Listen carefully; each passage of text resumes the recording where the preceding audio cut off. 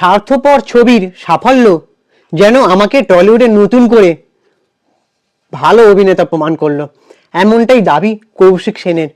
Yes, আজকে সেটা নিয়ে আলোচনা করছি। আমি সুপ্রিয় রয়েছি তোমাদের সঙ্গে। কৌশিক সেন একটা ভালো অভিনেতা, তাকে নিয়ে আজকে এই ভিডিওটা বানাতে চলেছি। তো তোমরা চ্যানেলটা ঝটপট একটা সাবস্ক্রাইব করে দাও আর ভিডিওটাতে একটা লাইক দাও, please stay connected. Kaushik Sen, তোমরা কোয়েল মল্লিকের স্বার্থপর সিনেমাটা দেখেছো, ভাই বোনের একটা অসম জুটি ক্রিয়েট করে ফেলেছে তারা। ছবিটায় রোমান্সের একটুখানিও ছিটে ফোটা নেই, ভাই বোনের সম্পর্কের গল্প, সম্পত্তি নিয়ে বিবাদের গল্প, আর সেই ক্ষেত্রে ভাই বোনের একটা সম্পর্ক এগিয়েছে পরেতে পরেতে।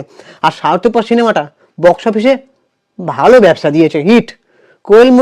কোয়েল মল্লিক যে মানে অসাধারণ একটা অভিনেত্রী, সে তো বারবার তার ছবিতে প্রমাণ করেছে। আজকে কোয়েল মল্লিকের পার্সোনালিটি, চালচলন প্রত্যেকবার আমি মুগ্ধ হয়েছি। সেখানে তার উল্টো দিকে দাদার চরিত্রে কৌশিক সেন।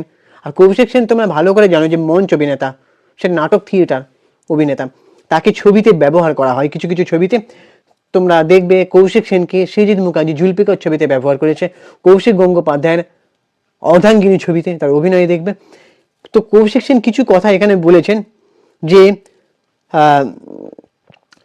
বলে রাখি, কৌশিক সেন প্রিয়াঙ্কা সরকারের সাথে একটা উল্টো রথ বলে একটা ছবি আনতে চলেছেন, মানে অভিনয় করতে চলেছেন।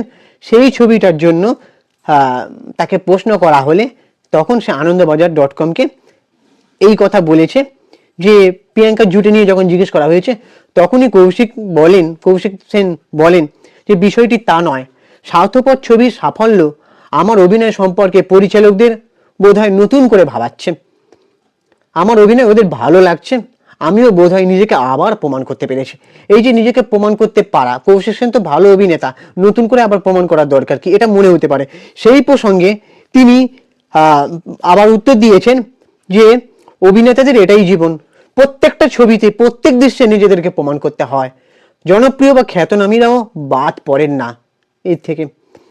শুধু পরিচালক নন, দর্শকরাও তাকে বুঝি নতুনভাবে চিনেছেন। কৌশিকের মতে এই ধারাবাহিকতা থাকছে অনির্বাণ চক্রবর্তীর উল্টোরথ ছবিতে। আগের ছবিতে কোয়েল আর আমি বোন দাদা, কৌশিক সেন বলছেন যে সেখানে রোম্যান্সের ছিটে ফোটাও ছিল না। এই ছবিতে প্রিয়াঙ্কা বিপরীতে থাকলেও ও বয়সে ছোট, এটা বিষয় নয়। বিষয় ওর একটি পরিবারের সঙ্গে জড়িয়ে যাওয়া, এক পরিবারে দাদু বাবা ছেলের বাস, সেই পরিবার নারী বর্জিত, সেখানে প্রিয়াঙ্কার আগমন এবং ঘটনার ঘটা। কৌশিক সেন জানিয়েছেন যে আগের ছবির সাফল্যই সম্ভবত সম্পর্কের নতুন দিক পরিচালকদের ভাবনায় ছায়া ফেলেছে, তাই তারা তাকে ভাবছেন। এটা কৌশিক সেন দাবি করছেন বারবার যে স্বার্থপর ছবির সাফল্যই তাকে পরিচালকরা আবার নতুন করে ভাবাচ্ছে বলে মনে হয়। কৌশিক সেন অবশ্য জানিয়েছেন যে বরাবরই পরিচালকরা তাকে ভালো চরিত্র উপহার দিয়েছেন, সেটা সৃজিত মুখোপাধ্যায় জুলপিকর হোক বা কৌশিক গঙ্গোপাধ্যায়ের অর্ধাঙ্গিনী। তবে ইদানিং তাকে নিয়ে নতুন আঙ্গিকে নতুন করে ভাবা শুরু হয়েছে এবং তাতে তিনি তৃপ্ত। সো তোমাদের কৌশিক সেনকে অভিনেতা হিসেবে কার কার ভালো লাগে? সে তো টেলিভিশন সিরিয়াল তো করেনি, প্লাস কিছু কিছু চরিত্র অভিনয় করে। আর কৌশিক সেনও একটা অসামান্য অভিনেতা, তেমনি তার ছেলে সেই গুণটা পেয়েছে, ঋদ্ধি সেন, তার ওয়াইফও তাই। এরা দেখবে সব অভিনেত্রী হিসেবে তুকর অভিনয় করেন পর্দার। এরা যে অভিনয় করছে তারা বোঝা যায় না, প্রসেনজিৎ চট্টোপাধ্যায়ের মতন। আর কৌশিক সেন, এই যে তাকে মানুষ ব্যবহার করছে পরিচালকরা, সে তাতে তৃপ্ত। আর স্বার্থপর ছবি দেখবে তোমরা দাদা বোনের জুটিটা, কোয়েলের পাশাপাশি কৌশিক সেনও বেশ ভালো নজর কেড়েছেন।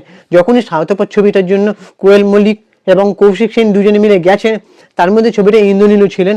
ইন্দ্রনীলও অসামান্য অভিনয় করেছেন। ওই যে দুজনের বিপাকে পড়ে যাওয়া, একবার বউকে মানাতে পারছে না, শালাকেও মানে দুজনের সম্পর্কের মাঝে সে একটা মানে খুঁটে হয়ে দাঁড়িয়েছে, যে সম্পর্ক ঠিক করার চেষ্টা।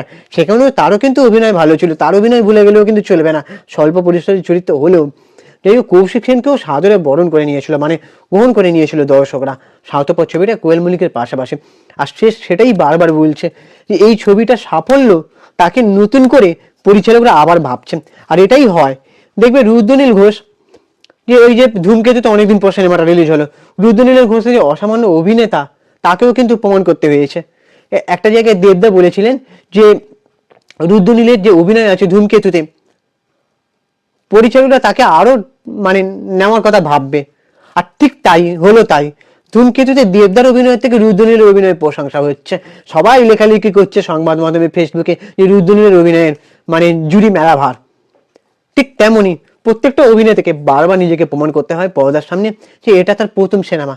বুম্বাদা একটা জায়গায় বলেন যে প্রত্যেকবার বুম্বাদা এই কথাটা বলেছেন যে ক্যামেরার সামনে যখন বুম্বাদা আসেন তখন তার মনে হয় না যে সে অনেকবার এর আগে ক্যামেরায় এসেছে, সে সেটাকে প্রথম ক্যামেরার সামনে এসেছে বলে ভেবে নেয়। সো এটাই হচ্ছে ব্যাপার, এটাই হচ্ছে চ্যালেঞ্জ। একটা অভিনেতা ধরো সে বড় একটা বিরাট বড় স্টার অভিনেতা, কিন্তু তাকে যদি পরের ছবিতে যদি ভালো করে না মানে দর্শকের মন জয় করতে পারে, তার একটা চ্যালেঞ্জ হয়ে যায়। পরিচালকরা হয়তো নতুন করে ভাবে না, একটা ভাগ্য আছে, ডেস্টিনিও আছে, দর্শকের উপরও আছে কিছুটা, অনেকটাই দর্শকের উপর এই ছবিটাকে দর্শকরা লুপে নেবে কিনা, দর্শকরা কাকে প্রশংসা করবে।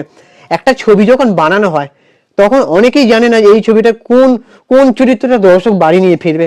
দেখা যায় নায়কের চরিত্র নিয়ে বেশি আলোচনা হচ্ছে না, একটা সাইড ক্যারেক্টার, পার্শ্ব ক্যারেক্টার বা ভিলেনের ক্যারেক্টার, তাকে নিয়ে বেশি আলোচনা হচ্ছে। ঠিক এটাই হয় যে যেমন দি একাডেমি অফ ফাইন আর্টস, দেখবে যে মাংস খেতে ভালোবাসে বেশি তাকে নিয়ে বেশি আলোচনা হচ্ছে।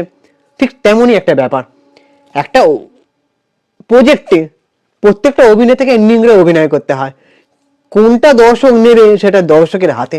সে দর্শকরাই এখানে অডিয়েন্স, দর্শকরাই ডেস্টিনি, দর্শকরাই ভগবান। মানে ভগবানের ওপরে খেলা তো আছে, 50-50 দর্শক আর 50-50 ভগবান, এটাই হচ্ছে ব্যাপার।